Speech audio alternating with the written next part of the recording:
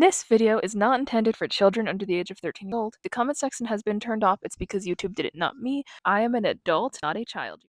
Hello, it is Daisy Spines here with a quick update on My Little Pony Generation 6. As we all know, there was a alleged leaked pilot, which was almost more of a slideshow than an animated pilot. This has almost 100% been confirmed to have been from Hasbro, because they did DMCA takedowns on people's videos featuring them. So why would they do that if it wasn't their material? They stopped copyrighting fan work a long time ago. So this wouldn't normally be that. So Camp Cutie Mark was a failed idea for Gen 6.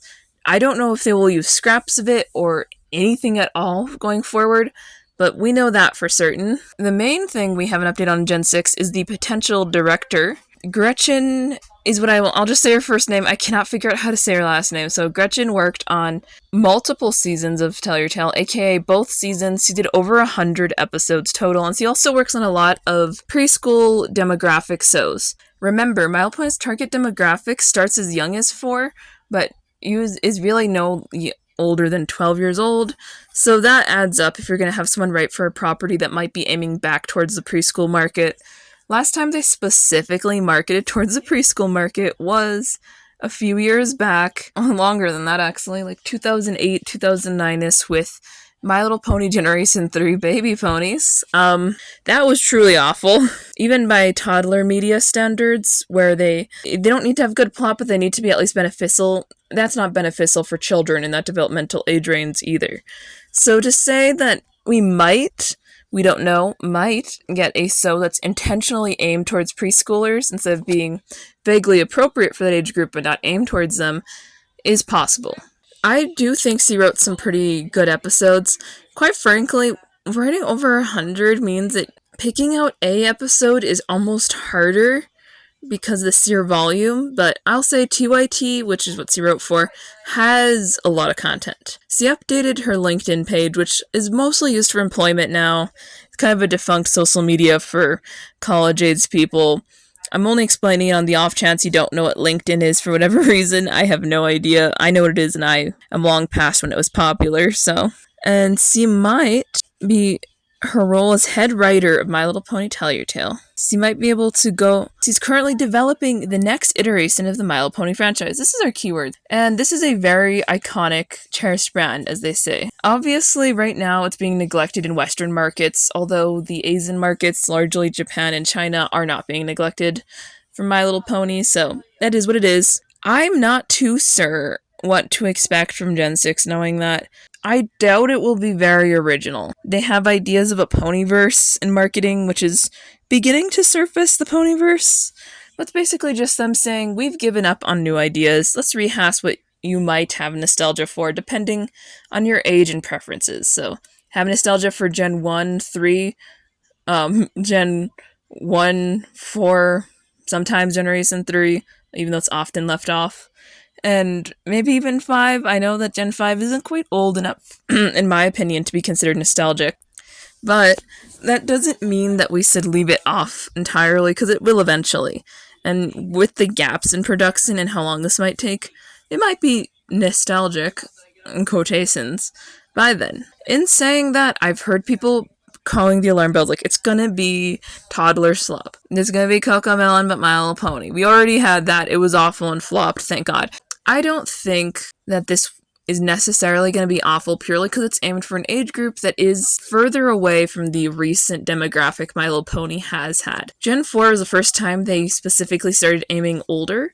In saying aiming older, I don't mean that they literally were aiming for very old people. They just weren't aiming for 4-year-olds at that stage.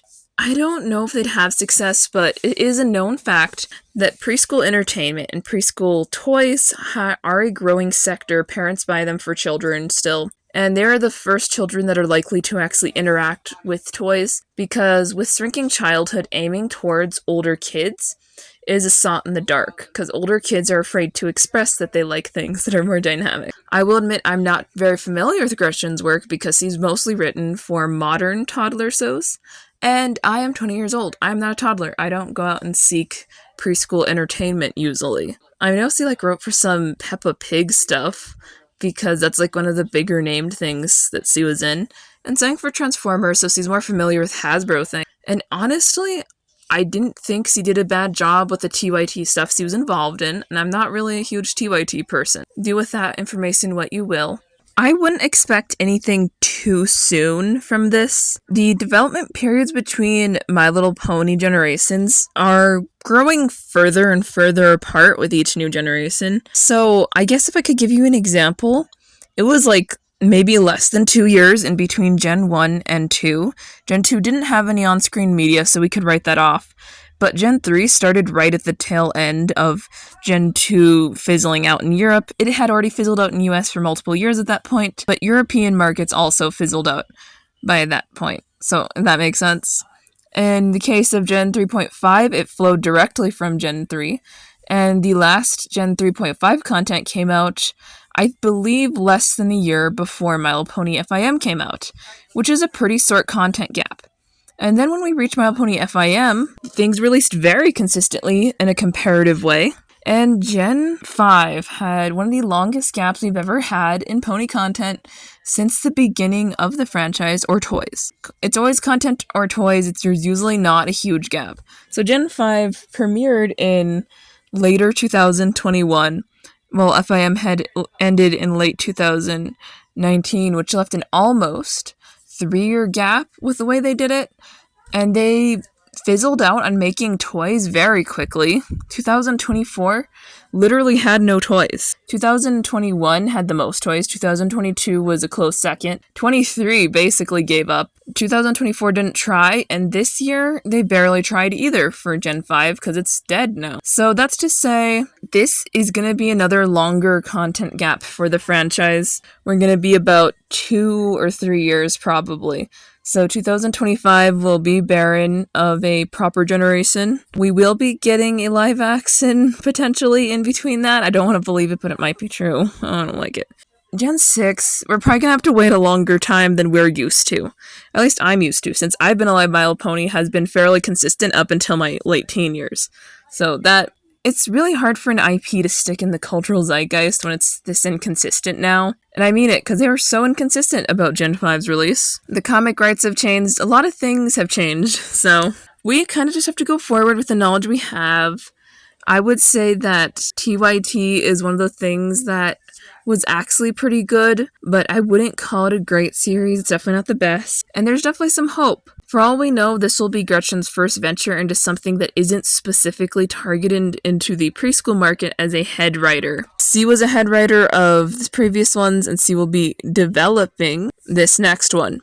I don't know, but TYT definitely isn't specifically tailored to toddlers because it lacks the educational things that are meant to be in toddler media, and has some issues that I would say that's aimed towards slightly older kids. So kids that are in grade school was the TYT demographic versus like My Little Pony Baby Ponies from Gen 3, which were aimed specifically at preschoolers and younger. I'm just saying, we don't know. It could be great, it could be terrible. My Little Pony's kind of cursed to flop every few generations. If you actually look at the on-screen media history, just look up the on-screen media history and you'll know what I mean. It's rare that it's actually a hit. Anyway, I hope you enjoyed this video. It's kind of just me talking. I've had these brewing up in my soul, and to that I say, don't go and bully Gretchen. I know that people like to bully Gen 5 individuals. I don't like it when we bully the crews of SOs. This did not hurt you. It's not going to hurt you, so please go forward with kindness. And tell me what you think on the matter. This has been a Daisy Spines Talks Too Much podcast signing out. Bye!